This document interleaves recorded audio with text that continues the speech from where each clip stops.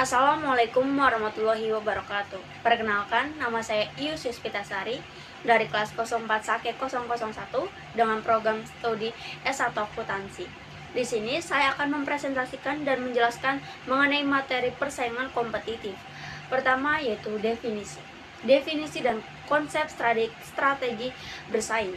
Strategi bersaing adalah serangkaian tindakan dan pendekatan yang dilakukan perusahaan untuk bersaing dengan secara efektif di pasar dan memperoleh keuntungan kompetitif serta mempertahankannya dalam jangka panjang.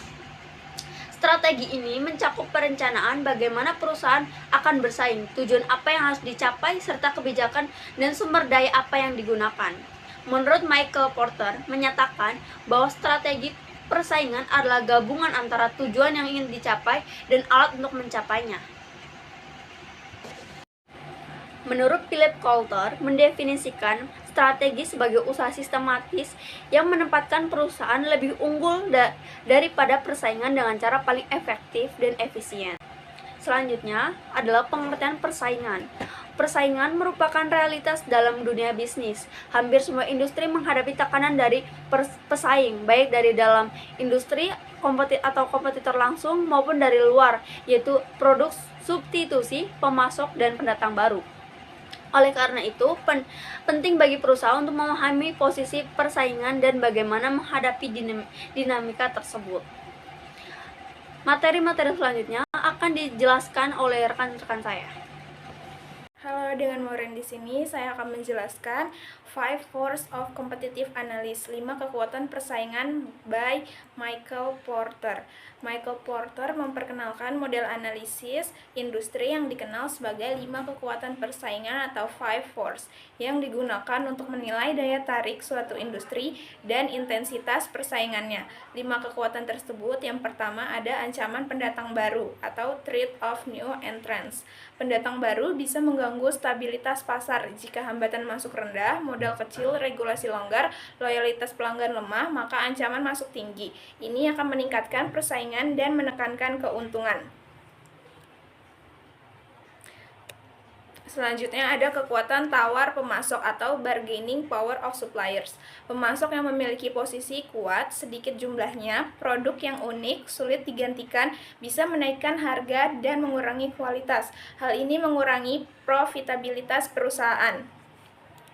Selanjutnya ada kekuatan tawar pembeli atau bargaining power of buyers. Pembeli yang memiliki banyak pilihan atau mampu membeli dalam volume besar dapat menekan harga dan meminta kualitas tinggi. Hal ini juga menekan margin keuntungan perusahaan. Selanjutnya yang keempat ada ancaman produk pengganti atau threat of substitutes. Produk alternatif yang bisa menggantikan produk utama akan meningkatkan persaingan. Jika substitusi lebih murah atau lebih inovatif, pelanggan bisa dengan mudah beralih. Selanjutnya yang terakhir ada persaingan antar perusahaan existing atau rivalry among existing competitors. Persaingan ketat antar pemain lama dipengaruhi oleh jumlah pesaing, pertumbuhan industri, biaya tetap tinggi, dan sedikit diferensiasi produk. Persaingan yang tinggi bisa menyebabkan perang harga dan merusak margin. Model 5 Force ini membantu perusahaan memahami lingkungan eksternal dan memetakan strategi kompetitif yang tepat. Assalamualaikum warahmatullahi wabarakatuh. Izin melanjutkan yang ketiga, yaitu strategi genetik Porter.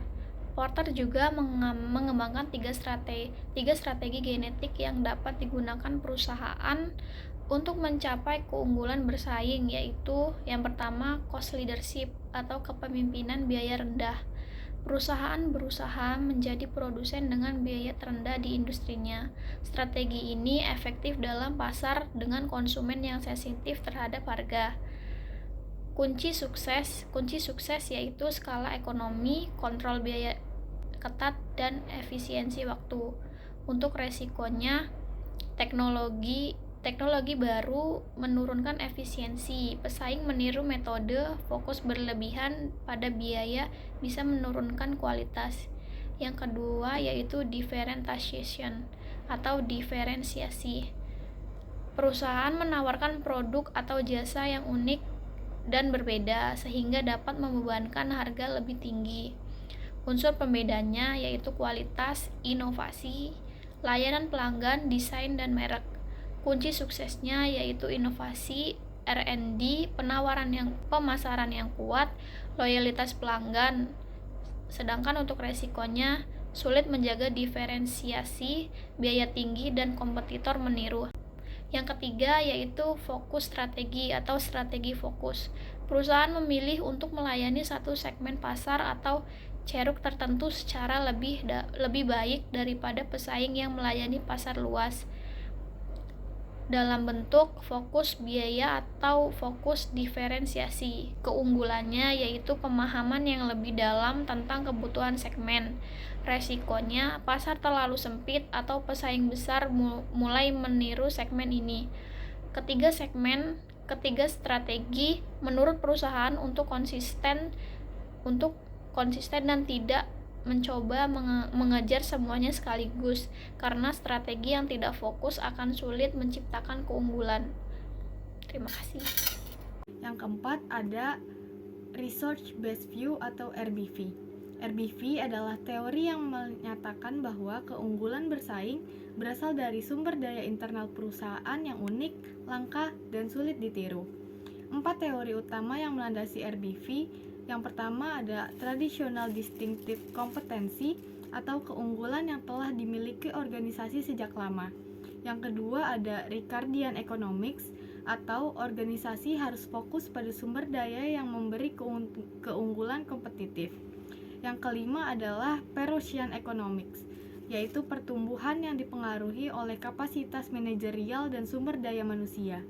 Dan yang terakhir ada Trust Implication, yaitu pentingnya menjaga agar keunggulan tidak menciptakan monopoli yang merugikan persaingan. Sumber daya menurut RBV. Yang pertama ada aset fisik dan tak berwujud, seperti hak paten, hak merek, dan juga reputasi.